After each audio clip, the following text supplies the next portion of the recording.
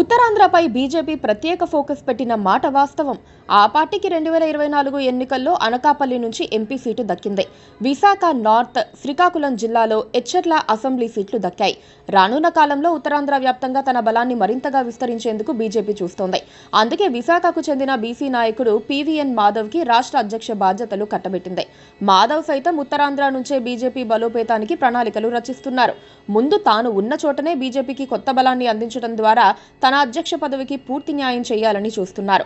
అయితే మాధవ్ కంటే ముందే విశాఖలో పార్టీని బలోపేతం చేసేందుకు ప్రయత్నించిన ఒక నాయకుడు మాత్రం ఇప్పుడు సోదిలో లేకుండా పోయారు. ఆయన ఎక్కడున్నారో కూడా ఇప్పుడు తెలియటం లేదు. ఆయనే రాజ్యసభ మాజీ సభ్యుడు జీవీఎల్ నరసింహారావు. జీవీఎల్ ఒకప్పుడు చాలా హడావిడిగా ఉండేవారు. ఏపీలో తనకంటూ ఒక క్రేజ్ సృష్టించుకునేందుకు ప్రయత్నించేవారు. కొన్ని రోజులు పార్టీ అధికార ప్రతినిధిగా లైమ్లైట్లో ఉన్నారు. తర్వాత తన కార్యక్షేత్రాన్ని విశాఖకు మార్చారు. మీడియా డిబేట్లలో ఎక్కువగా కనిపిస్తూ వాయిస్ ఆఫ్ బీజేపీ అన్న పేరు తెచ్చుకునేందుకు ప్రయత్నించారు.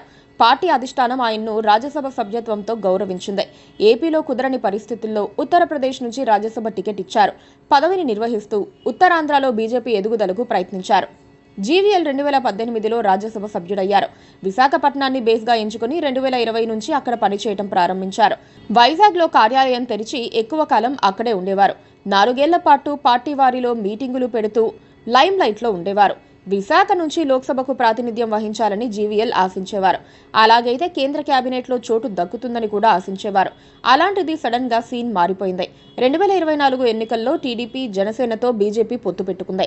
పార్టీ అధిష్టానం జీవీఎల్ ను పక్కన పెట్టేసింది. పొత్తులో భాగంగా విశాఖ ఎంపీ టికెట్ టీడీపీకి వెళ్లిపోయింది. అనకాపల్లి బీజేపీకి వస్తే దాన్ని పారిశ్రామికవేత్త సీఎం రమేష్ తన్నుకుపోయారు. కనీసం ఎమ్మెల్సీ వస్తుందని జీవీఎల్ ఆశిస్తే దాన్ని సోము వీర్రాజు తన్నుకుపోయారు. దాంతో జీవీఎల్ దిక్కులేని వారయ్యారు. జీవీఎల్ సైలెంట్ నిష్క్రమణకు అనేక కారణాలున్నాయని బీజేపీ వర్గాలే అంగీకరిస్తున్నాయి.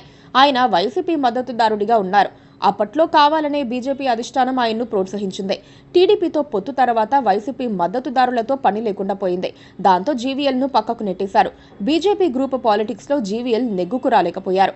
సామాజిక వర్గం సమస్యలు కూడా జీవీఎల్ ను వెంటాడాయి.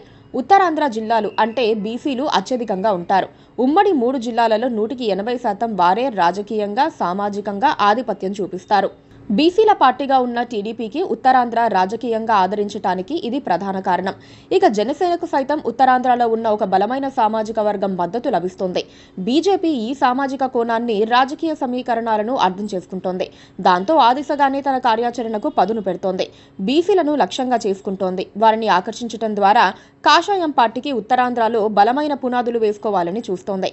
అందుకే బీసీ సామాజిక వర్గానికి చెందిన మాధవ్ను అందలమెక్కించి వేరే కులానికి చెందిన జీవీఎల్ ను పక్కన పెట్టింది. ఆయన అదృష్టం బాగుంటే మరో అవకాశం వస్తుంది. లేకుంటే ఇక చెప్పాల్సిందేముంది. Please subscribe to KTV Telugu. KTV Telugu. KTV Telugu. KTV Telugu channel.